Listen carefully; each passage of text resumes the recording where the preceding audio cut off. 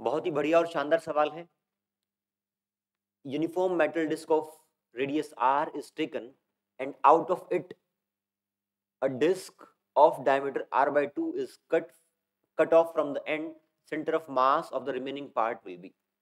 क्या कहा गया है? आपके पास एक डिस्क है जिसका मास m और रेडियस r है। इसमें से r by 2 डायमीटर की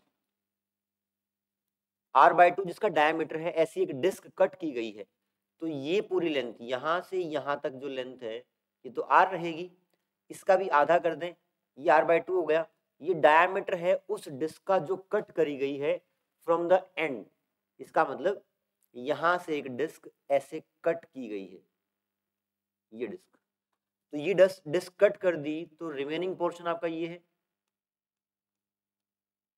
और ये पोर्शन आपने कट किया है। अगर मैं सिर्फ इस कट की हुई डिस्क की बात करूं तो क्या इसका सेंटर ऑफ मास इसके सेंटर पे रहेगा?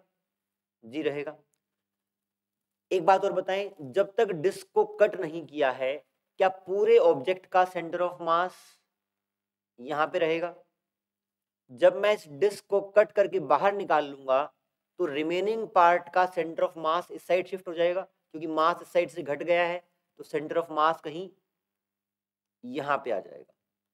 अब आप ऐसा माने कि लेट से ये जो डिस्क है जो कट की गई है इसका मास m1 है और यहां से इस सेंटर से इसकी दूरी मान लीजिए x1 है और जो बचा हुआ मास है उसका मास मान लीजिए m2 है और इस सेंटर से उसकी दूरी x2 है।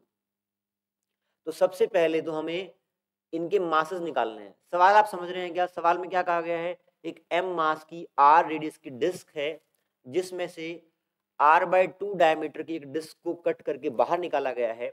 तो रिमेनिंग पार्ट का जो सेंटर ऑफ मास है वो कितनी दूर होगा? कुल मिला के आपको x2 निकालना है। आपका जो मास है वो यूनिफॉर्मली डिस्ट्रीब्यूटेड है, तो पहले हम इंडिविजुअल पार्ट्स का मास निकाल लेते हैं। अगर पूरे डिस्क का मास, पूरे डिस्क का एरिया है पाई आर स्क्वायर, जो मास होगा वो पूरे एरिया में यूनिफॉर्मली डिस्ट्रीब्यूटेड है। तो अगर पाई आर स्क्वायर है तो मास आपका m रहेगा।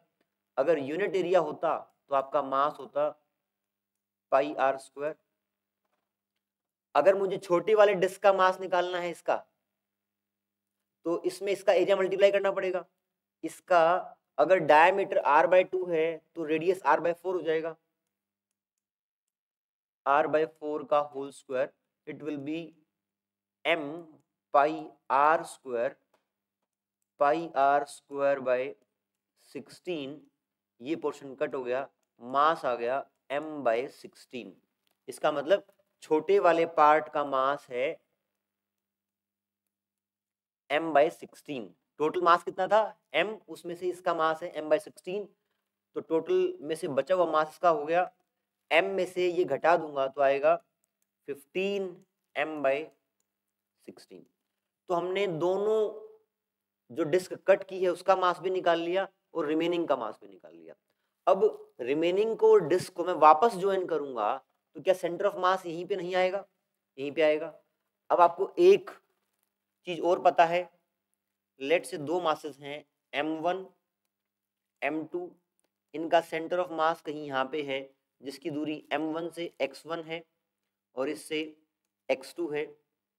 ऐसे केस में m1 x1 equal to m2 x2 होता है। यहाँ भी देखें आप, इस डिस्क का मास ये है, इसकी दूरी यहाँ से यहाँ तक कितनी हो जाएगी?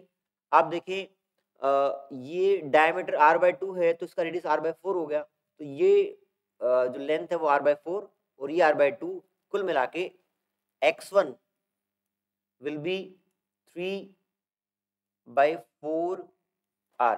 आई होप ये समझ पा रहे हैं। पूरी लेंथ r है यहां से यहां तक, क्योंकि ये डायमीटर r by 2 है तो ये भी r by 2 हो गया, ये r by 2 है और ये r by 4 हो गया, तो 3r by 4 ये आपका x1 आ जाएगा। इसकी लोकेशन ये है, इसका मास ये है और x2 हमने ये मान लिया ये आपका x2 है। अब मैं इसके इक्विवेलेंट डायग्राम यहां बना रहा हूं। m1 मास किसका है, जो रिमेनिंग डिस्क है। m2 मास क्या है, जो डिस्क बाहर निकाली गई है। अगर दोनों को वापस ज्वाइन कर दूं तो दोनों ऑब्जेक्ट का मिला के सेंटर ऑफ मास उस डिस्क के सेंटर पे आ जाएगा, और ये आपकी दूरी, ये मैंने उल्टा लिख दिया गया, यहाँ पे m2 है, ये m1 है, तो ये x1 और ये x2। यहाँ पे m1 x1 equal to m2 x2 होगा। आपको तीन चीज पता है, ये और ये निकालनी है, वैल्यू पुट करें, ये आपका आ जाएगा m1 x1 is m/16 3r/4 m2 is this 15 m/16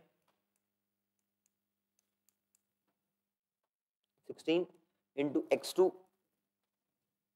आपको निकालना था, m/16 इधर भी है, इधर भी है, कट गया, इस 5 को नीचे लेके आओगे तो x2 comes out to be r/20। This is your answer. अपने आप में एक टाइप है सवाल, इस तरह के टाइप में क्या करते हैं, पहले मास जो कि यूनिफॉर्मली डिस्ट्रीब्यूटेड है, जो पार्ट आपने कट करके बाहर निकाला है उसका मास निकाल लेंगे, टोटल मास जो है उसमें से घटा के रिमेनिंग पार्ट का मास निकाल लेंगे।